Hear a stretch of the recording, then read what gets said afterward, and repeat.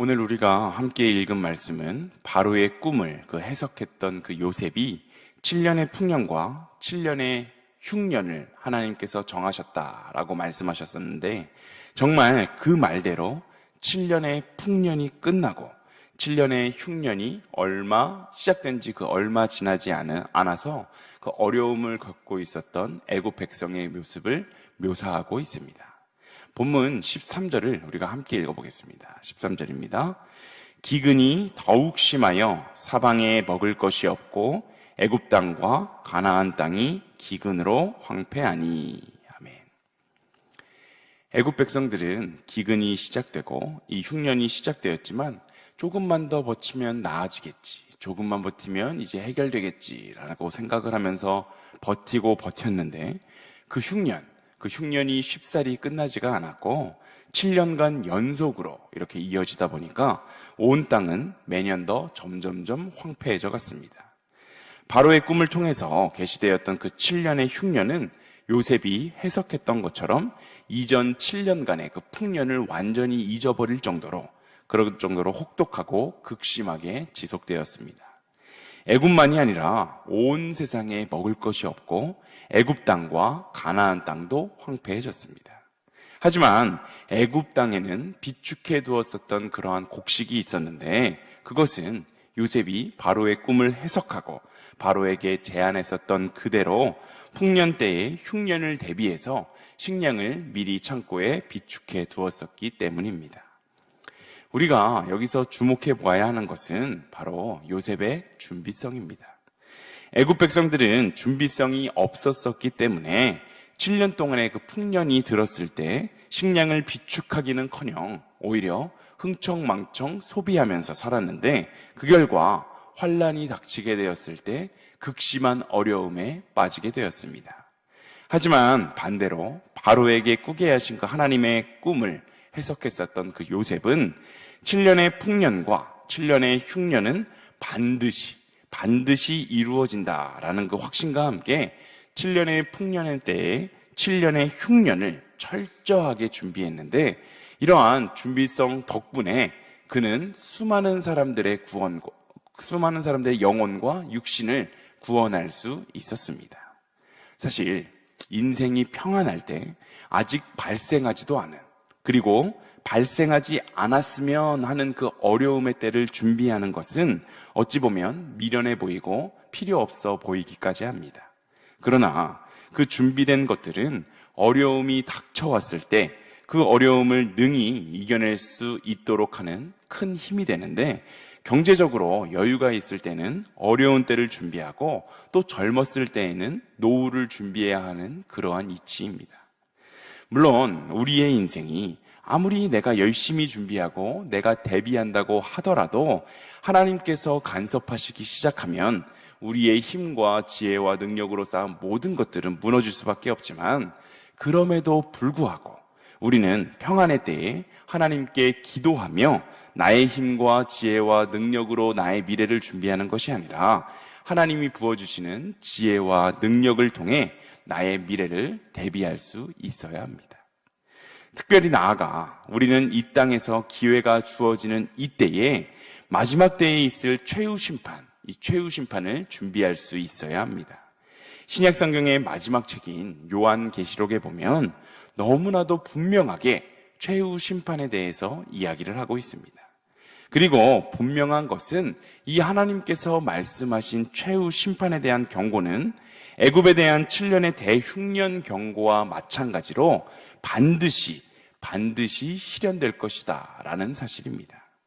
그렇기 때문에 우리는 이 세상을 살아가는 동안에 최후 심판을 잘 준비한 사람은 언제든지 하나님의 심판, 즉 최후의 날, 이 세상의 마지막 때가 불쑥 찾아온다고 할지라도 전혀 당황하지 않고 오히려 기쁨으로 그 순간을 맞이할 수가 있을 텐데, 그렇지 않고 자기 마음대로 이 세상에서 살아가던 사람들은 그 최후 심판의 날이 오게 되면 당황할 수밖에 없고 또 영원한 고통 가운데 머물 수밖에 없음을 우리는 기억해야 합니다. 우리의 심령에 하나님의 최후 심판에 대한 이 경고의 말씀이 깊이 와닿을 수 있기를 소망합니다. 그리고 우리가 이 땅에서의 삶에서 최후 심판을 준비하기 위해 반드시 예수 그리스도를 우리의 구주로 믿고 하나님의 말씀에 따라 순종하는 삶을 살아내시기를 소망합니다.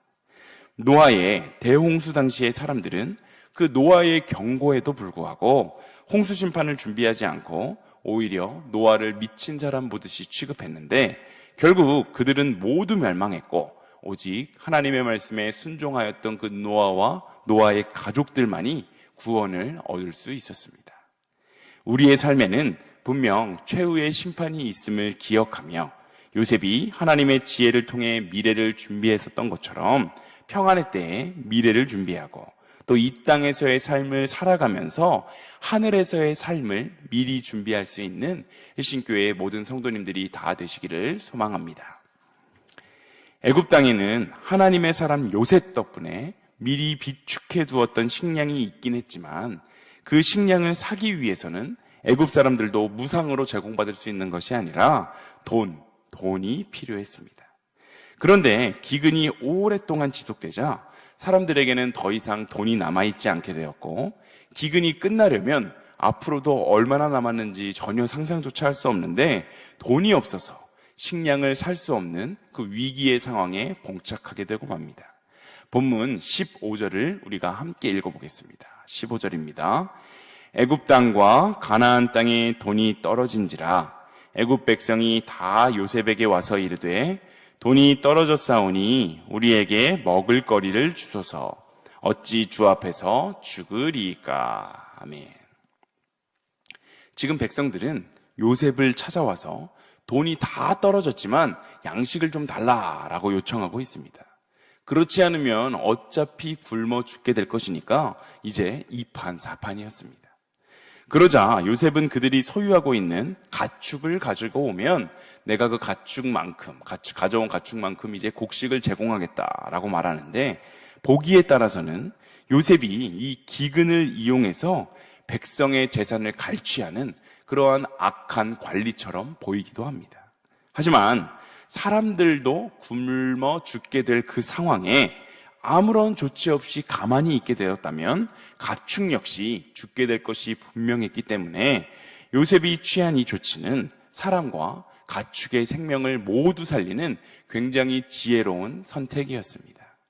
하나님이 주신 지혜로 충만했었던 그 요셉은 그 지혜로 자신의 위치에서 최선을 다해 생명을 살리는 역할을 감당한 것입니다.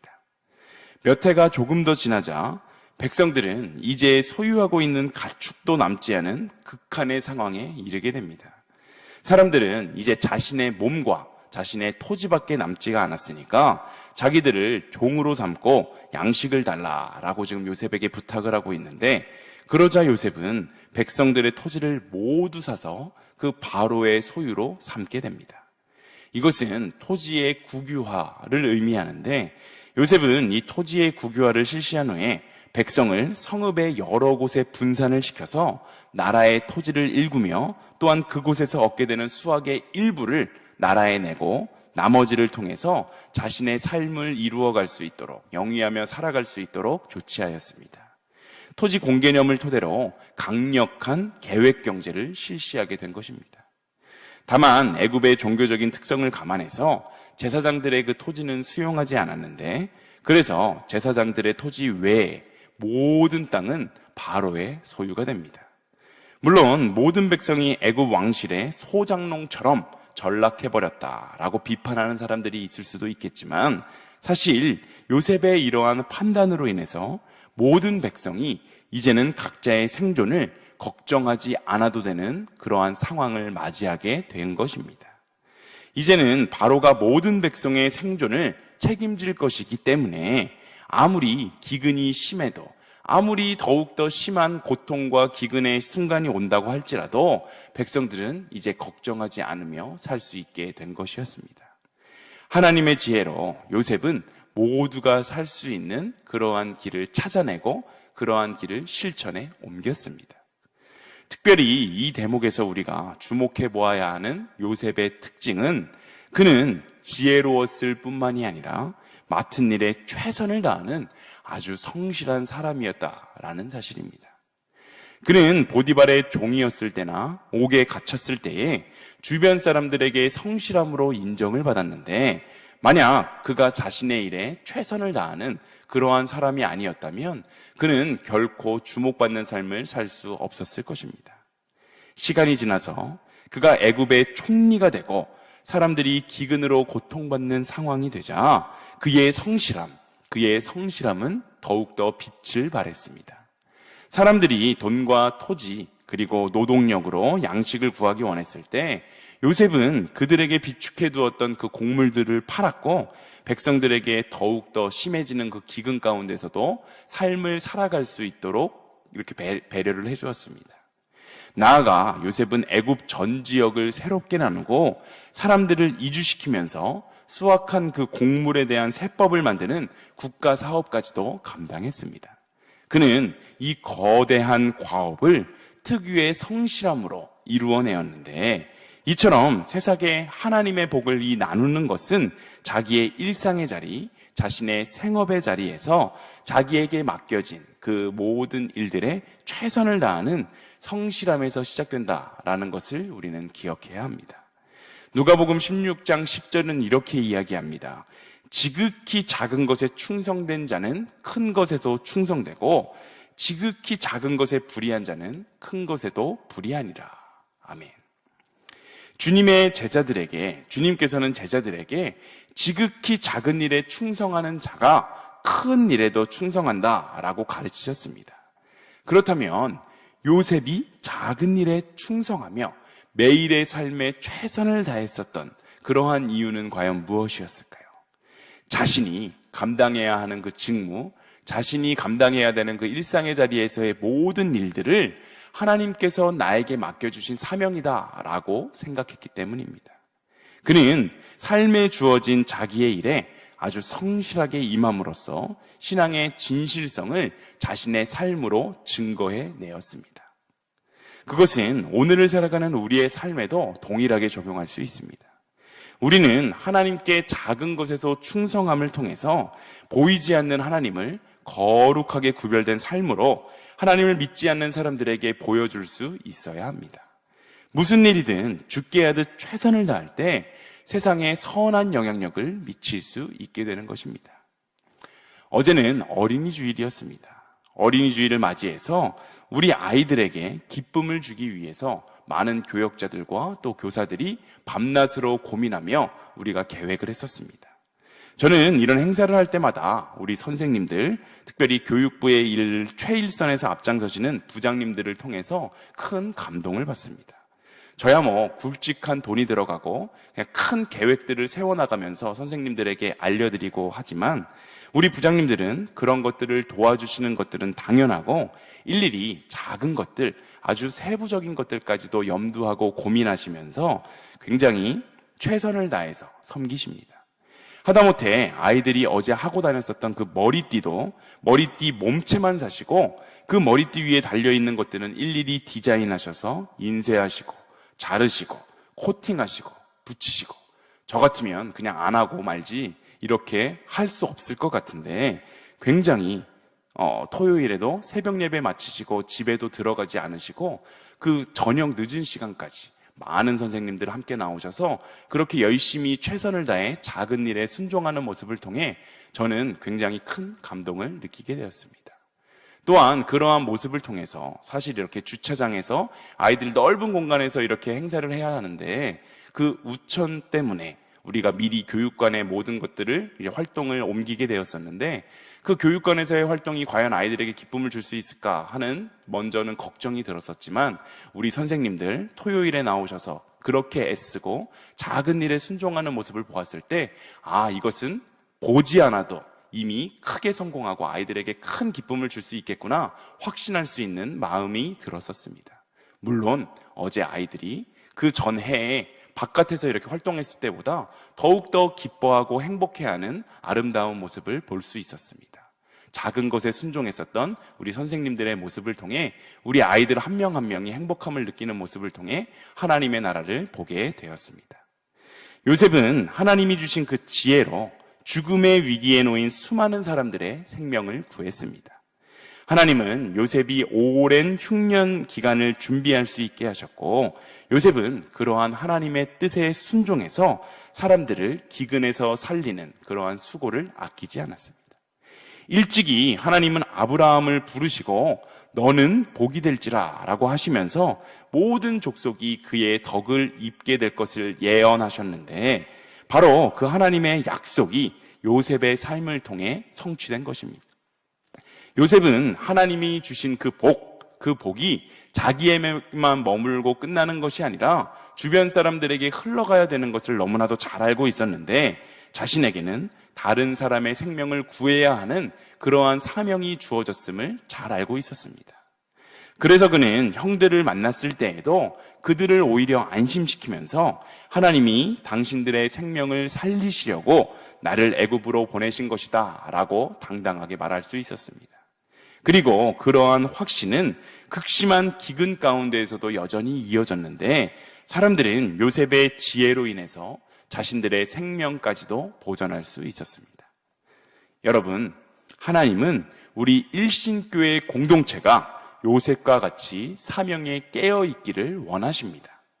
하나님은 교회가 세상이 복이 되어서 지역사회와 이웃을 살리는 그러한 사명을 감당하기를 기대하고 계십니다.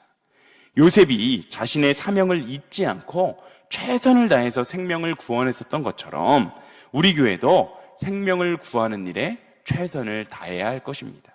특별히 목요일에는 우리 교인들뿐만 아니라 지역 어르신들을 초청하여서 늘푸른 학교 나들이를 다녀오게 됩니다. 45인승 버스 2대에 어르신들을 모시고 나가게 되는데, 우리 교인들이 포천 산정호수를 돌면서 하나님께서 지으신 창조세계를 보며 감사하며 하나님께 감격하는 그러한 우리 교인들이 되었으면 좋겠습니다. 나아가 우리 교인들이 거룩하게 구별된 모습, 또 그 천지 만물들을 보며 하나님께 감사하는 모습, 그러한 모습을 통해 또한 작은 일에 충성하며 그곳에 오신 우리 교인들이 아닌 다른 사람들을 위해 최선을 다해 섬기는 그러한 모습을 통해서 교회에 다니시지 않는 지역 어르신들이 정말 나도 교회에 다녀보고 싶다, 교회에 다니게 되면 저렇게 언제나 입술에서 행복과 감사가 넘쳐 흐를 수가 있는 건가? 라는 호기심을 자극할 수 있게 되시기를 소망합니다. 그래서 주님을 모르고 살아가는 우리 지역 어르신들에게 하나님의 사랑을 흘려보내주고 그들이 하나님의 사랑을 깨닫고 구원에 이르도록 도와줄 수 있는 우리 일신교회 모든 성도님들이 되시기를 바랍니다. 우리가 세상에 하나님의 복이 되려면 무엇보다도 하나님이 맡기신 일에 최선을 다해서 성실하게 감당해야 됨을 기억하며 성실함과 더불어 하나님이 주신 영혼 구원의 사명에 늘 깨어 있어서 요셉을 축복하신 그 하나님께서 우리에게도 동일하게 축복하시고 우리를 하나님의 놀라운 사역에 사용하실 것을 믿으며 오늘 한날의 삶도 각자의 자리에서 각자에게 주어진 그 사명을 최선을 다해 성실하게 감당하시는 우리 일신교회 모든 성도님들 다 되시기를 간절히 소망합니다.